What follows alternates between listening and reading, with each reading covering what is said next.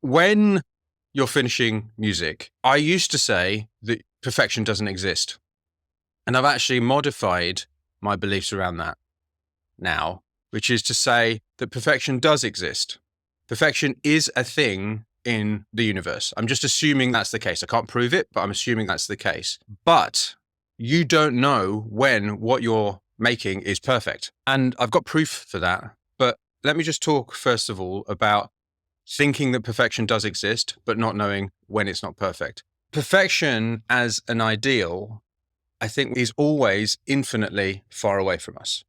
Okay, that's the way we want to look at it. But we want to believe that it exists, because if it doesn't exist, then that is calling into question objective reality. And I don't like the results of not believing in objective reality. It leads to lots and lots of problematic situations. Okay, we have to believe that perfection exists. Otherwise, we're in a world where it's all only opinion, and we know where that leads us. So that's why I'm choosing to believe that perfection does exist. But we can't let perfection stop us from finishing stuff, because we don't know what is perfect in any given moment. And the proof of this is that your opinion is unreliable. For example, who has had, and you've heard me saying this a number of times before, who has had the experience of going, oh, awesome. Oh my God, this is the best thing. Oh, they're going to love this. Right, one night, and then you go to bed, and you wake up and you can't wait to hear it because you haven't followed my instructions, and you're listening immediately because you can't help yourself. And you listen back to things, you're like, God.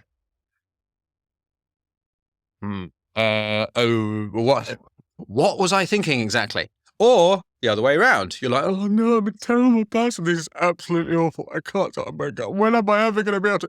And then you can't bear to listen to it for ages. And then you listen a few months later and you're like, oh, actually, it's not so bad. In fact, it's pretty good. In fact, it's amazing. And once again, we're in the same loop again. We've had that experience many times. Yeah.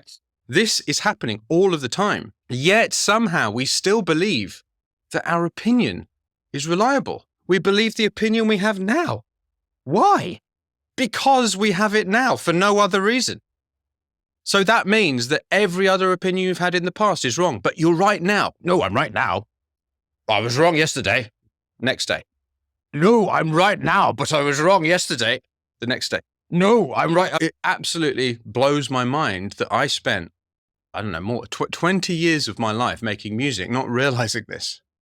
So that's just one example of your opinion being unreliable. Another example is, and this is more about other music. Isn't it interesting that when we listen to other people's music, we often have the experience of going, actually, I'm not in the mood for this.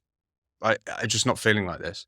So with other people's music, we process that as being, I'm not in the mood for it. But when it's our music, we go, oh no, it's terrible.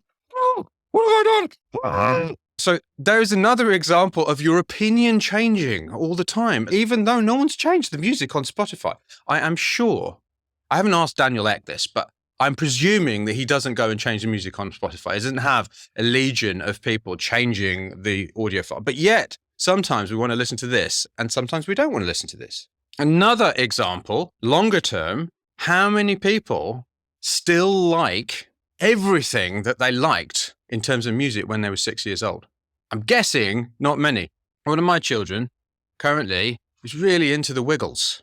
And while, you know, they're pretty cool, I mean, in a sense, I'm not that keen on their music, right? Toot toot chugga chugga big red car doesn't really speak to me right now.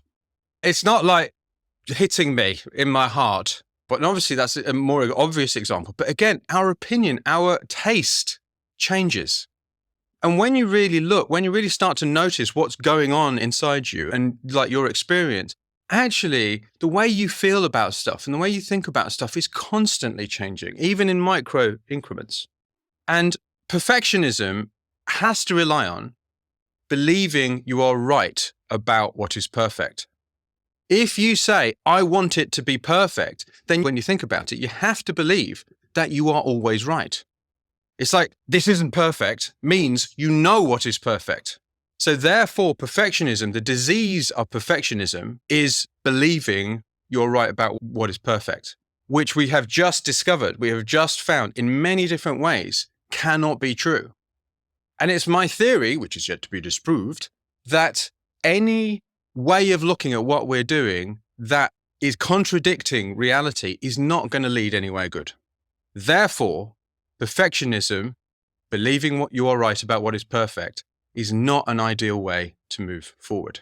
Okay, so what do we do instead when we're finishing music? We have to import another belief over. We have to replace the previous belief, I know what is perfect in any given moment, with every piece of music that I finish can always be improved. There is always something that can be better about it. Perfection is always infinitely far away. Even the greatest piece of music that's ever been made can be improved. The only reason I don't want it to change is because I've built up certain relationship to its state now. But that doesn't mean it can't be improved. It can always be improved. You ask any musician, any artist who is honest about their past music, even the pieces of music that you think are perfect, and they will tell you that's not perfect. I hear the mistakes. I wish I'd have done this. I wish I'd have done that. Just because you want it to be a certain way doesn't make it perfect. Therefore, finished is a decision that you make to stop improving the piece. And if you can't think of ways of not improving it, that doesn't mean it's perfect. It just means you haven't thought of them. If you can't hear anything that you can do to make it better, that doesn't mean it's perfect. It just means you're not hearing it. So this is closer to reality. Finished is a decision that you make to stop improving the piece. And what that means is that when you're finishing, you need to develop a more objective problem-solving process to improve your music. So instead of just thinking, oh, well, what could I do to improve this piece of music? What are all of the solutions? Let's just throw a load of stuff at it. Right? That's much more of a discovery thing that we do. Yeah, we don't do this at the end. We listen to what it is now and we identify what the problems are, and then we solve those problems. We don't think about all of the things it could be. We've already done that. We simply go, what is the music right now? What is real? What can I hear? Where are the problems? And then which of those am I going to solve and which of those am I not going to solve?